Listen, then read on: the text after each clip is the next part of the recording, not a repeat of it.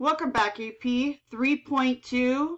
Some simple, basic, three types of reactions. We did this in Honors and CP.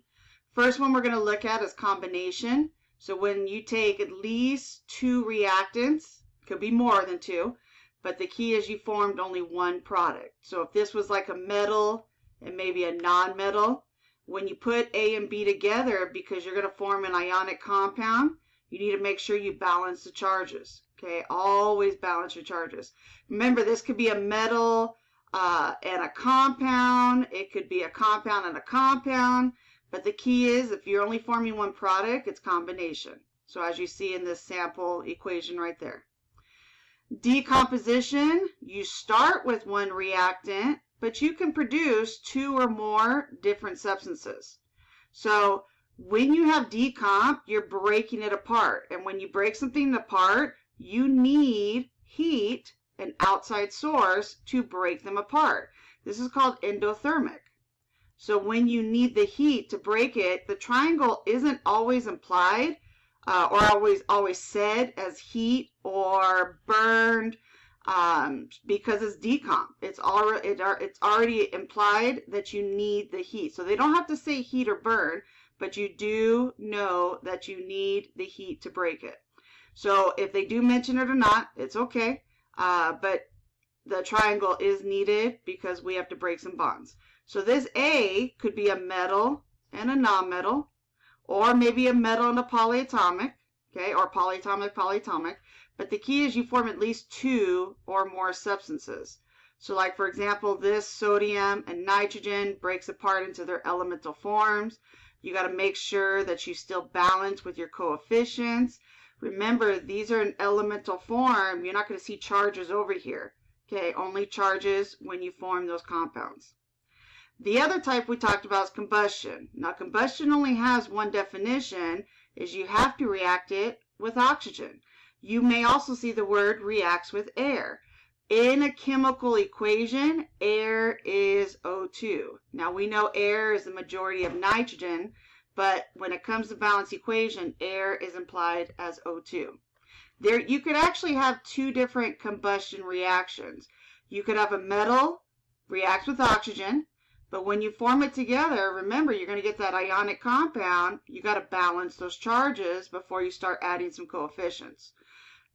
Mostly the one that you've seen is a hydrocarbon.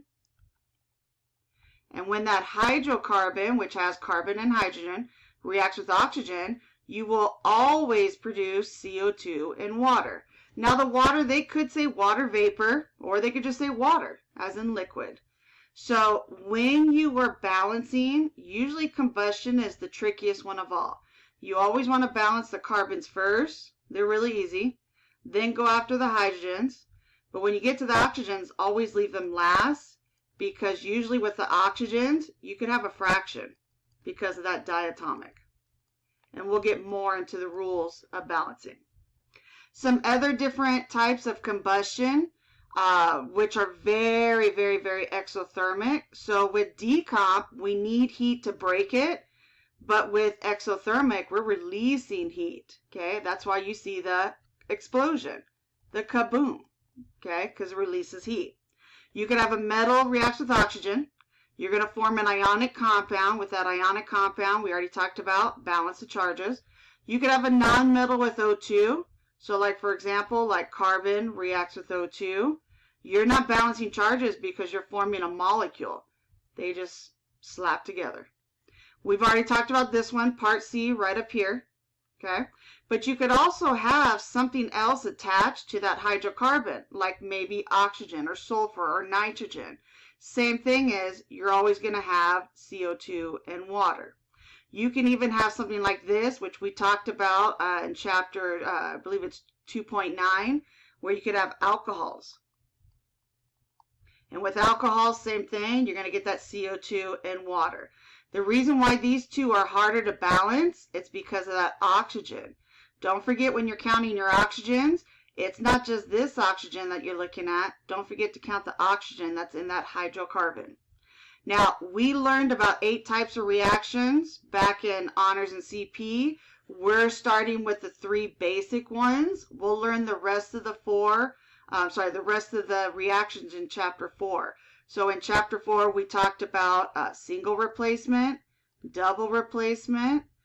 We talked a little bit about gas evolution, precipitate, acid base, and then there's one that's coming called redox, reduction and oxidation. I'll see you on the next one, AP.